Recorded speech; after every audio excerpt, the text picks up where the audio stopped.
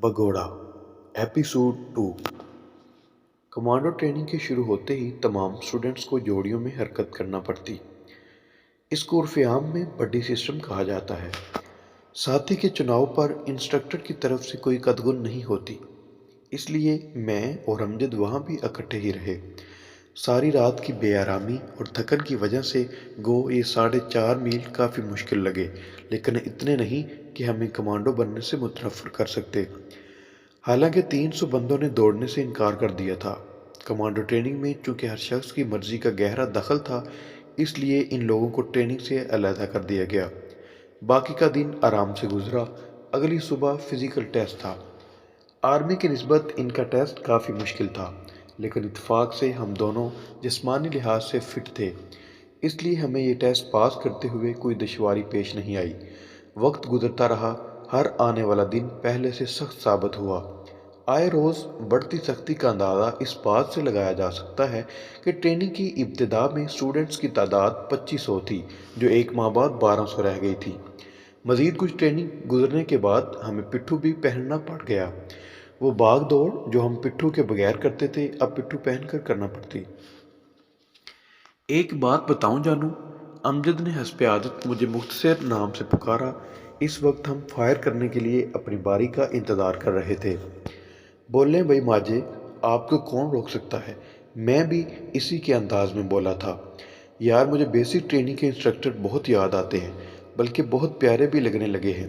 इन कसाइयों के मुकाबले में वो फरिश्ता रहमत थे। ट्रेनिंग की सख्ती और मुश्किलात के अलावा भी तुझे कुछ सूझता है? मैं बमुश्किल अपनी हंसी जब्त करता हुआ बोला, क्योंकि अगर मैं हंस पड़ता तो इंस्ट्रक्टर्स के पीछे इसने लताइफ का पटारा खोल लेना था। हाँ, क्यों नहीं, वो जल्दी से बोला। छुट्टी के बारे, ट्रेनिंग के ख़त्म होने के बारे और अपनी शादी के बारे मैं हर वक्त फ़िक्रमंद रहता हूँ। छुट्टी भी जल्द मिल जाएगी, ट्रेनिंग भी अनकरीब इख्तिताम पजीर होने वाली है। अलबत्ता तुम्हारी शादी ज़रा मुश्किल है, क्योंकि बकौल तुम्हारी सास भी अब तक पैदा नहीं हुई, और वाकई अगले हफ्ते हम 2 दिनों के लिए घर जा रहे हैं। फ़ौजी इस्तिलाह में उसे नाइट पास कहते हैं। अमजद का इरादा यही था कि वो ये 2 दिन मेरे घर गुजारे, क्योंकि इसका घर कराची में था और नौशहरा से कराची 2 दिन में पहुंचना तो मुमकिन था, जाके वापस आना बिला शक व शुबा नामुमकिन था। अमजद का आबाई गांव मानसहरा से थोड़ा सा आगे है। इसका वालिद तलाश मुआश के लिए अपने पूरे ख़ानदान के साथ कराची जा बसा था। इसका ख़ानदान अमजद के वालिदैन, तीनों बहनों और अमजद पर मुश्तमिल था।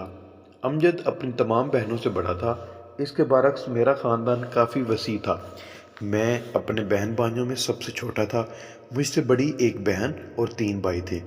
सबसे बड़े का नाम हाकिम जान, इससे छोटा अहमद जान, इसके बाद मोहम्मद जान और इन तीनों से छोटी जमीला आपा थी। अब्बू जान अच्छे खासे ज़मींदार थे। तीनों भाई अपनी ज़मीनें ही काश्त करते, इसके अलावा आमदन का और कोई ज़रिया नहीं था। ज़मीनों से इतना कुछ मिल जाता था कि हमें नौकरियों वगैरह की कोई ज़रूरत नहीं थी। मैं फ़कत अपनी ख़ानदानी रवायत की वजह से फ़ौज में भर्ती हुआ था, क्योंकि हमारे ख़ानदान में पुरखों से ये दस्तूर चला आ रहा था कि ख़ानदान का एक ना एक बंदा ज़रूर फ़ौज में शामिल हो, और अपने घर में कुर्रा मेरे नाम निकला। दादा जान के 2 बेटे थे, हाशिम जान यानी मेरे अब्बू जान और फाजिल जान यानी चचा। चचा फाजिल खुद भी आर्मी से हवालदार रिटायर्ड हुआ था। इसके बेटे अभी कम उम्र थे और स्कूल पढ़ रहे थे। 2 बेटियां अलबत्ता जवान थी, शाजिया और सादिया, जिसमें शाजिया की शादी मोहम्मद जान और सादिया की मेरे साथ हो चुकी थी। जमीला बाजी की शादी मामूजाद असलम भाई से हुई थी। इसी तरह बड़े भाई हाकम और अहमद दोनों की शादियां मामू ही की तरफ यानी असलम की बहनों से हुई थी। हम तमाम बहन भाइयों की अपनी औलादें भी थीं। मैं खुद एक चांद से बेटे का बाप था, जिसका नाम अदनान था। जानू, तुम्हारा वालिद अच्छा खासा ज़मींदार है, तुम्हें फ़ौज की नौकरी करने की क्या ज़रूरत है। गाड़ी से उतरकर हम दोनों पैदल घर की तरफ जा रहे थे कि अमजद मुस्तफ़र हुआ। बस स्टॉप से हमारा गांव चंद किलोमीटर दूर था। बस अड्डे पर टांगे वगैरह खड़े थे, लेकिन हम दोनों ने पैदल चलने को तरजीह दी। यार माजे, पहले भी तुम्हें कई मर्तबा ये बात बता चुका हूँ कि फ़ौज के अंदर भर्ती होना मेरी ख़ानदानी रवायत है। ख़ानदान में बस तुम ही एक मर्द हो। नहीं, لیکن پڑھا لکھا صرف میں ہوں، باقی تینوں کو بچپن ہی سے کاشتکاری کا شوق تھا اور ابھی تک اسی میں جتے ہیں۔ میرا خیال ہے اسکول سے بھی وہ اس لیے بھاگے اور کاشتکاری میں دلچسپی لی تاکہ بھرتی ہونا نہ پڑ جائے۔ امجد حسب عادت دور کی کوڑی لایا تھا۔ اگر میں کہوں کہ تم گدھے ہو تو اس میں ذرا بھی مبالغہ نہ ہوگا، صرف دم کی کمی ہے، سینگ اس کے بھی نہیں ہوتے۔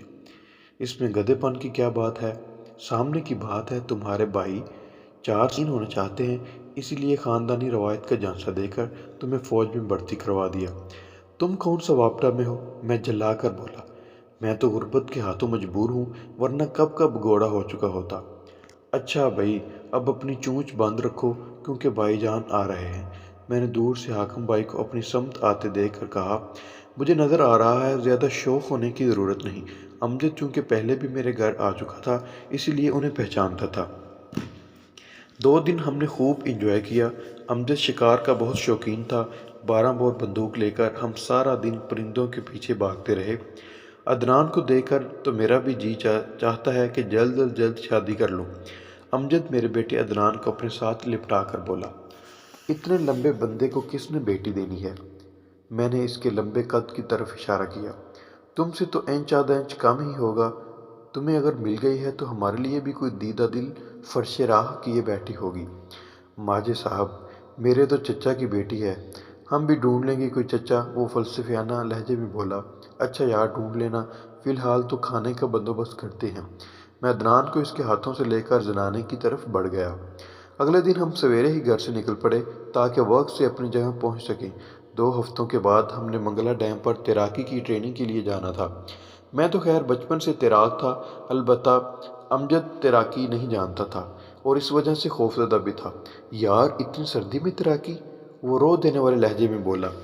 فروری میں کون سی سردی ہوتی ہے؟ میں نے حسب عادت اسے چڑھایا۔ یہ کوئی جنوری تو نہیں ہے، اور یوں بھی کمانڈو بننے کے لیے سردی گرمی نہیں دیکھی جاتی۔ اگر موسم کے اثرات ٹریننگ میں مانے ہو جائیں تو کل کلاں جنگ کے لیے یہ میدان میں سہولیات کون مہیا کرے گا؟ کل کی کل دیکھی جائے گی۔ تم آج کے بارے سوچو، 1 کلومیٹر مسلسل تیرنا ہے، ہم کوئی مچھلی یا بطخ تو ہیں نہیں۔ بگلے تو ہو نا؟ یہ میں وقت آنے پر پوچھوں گا بگلا بخت صاحب، وہ جل کر بولا اور میں مسکرا پڑا۔ ٹریننگ کے باقی مراحل کی طرح یہ مرحلہ بھی گزر گیا اور پھر وہ وقت بھی آ گیا جس میں ہمیں پیراشوٹ کے ذریعے جہاز سے جمپ لگانا تھا۔